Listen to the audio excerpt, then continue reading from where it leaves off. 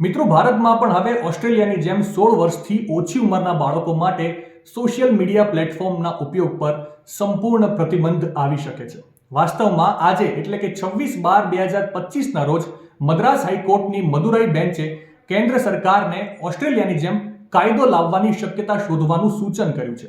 Justice કે રામકૃષ્ણન અને જી જયચંદ્રનની division બેન્ચે એક જાહેર હિતની અરજી પર સુનાવણી કરી હતી, જેમાં અરજદાર એસ વિજયકુમારે કોર્ટમાં એવી રજૂઆત કરી હતી કે ઇન્ટરનેટ પર પોર્નોગ્રાફી અને બાળ જાતીય દુર્વ્યવહાર સામગ્રી ખૂબ જ સરળતાથી ઉપલબ્ધ છે. દેશના તમામ ઇન્ટરનેટ સર્વિસ પ્રોવાઇડર્સ માટે પેરેન્ટલ વિન્ડો સુવિધા ફરજિયાત બનાવવામાં આવે, જેથી કરીને બાળકો વાંધાજનક સામગ્રીથી દૂર રહે.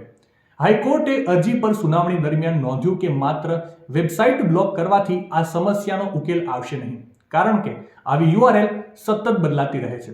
કોર્ટે જણાવ્યું કે વાંધાજનક સામગ્રી જોવી કે નહીં તે વ્યક્તિગત પસંદગી છે, પરંતુ બાળકોના કિસ્સામાં આ જોખમ અનેક ગણું વધી જાય છે.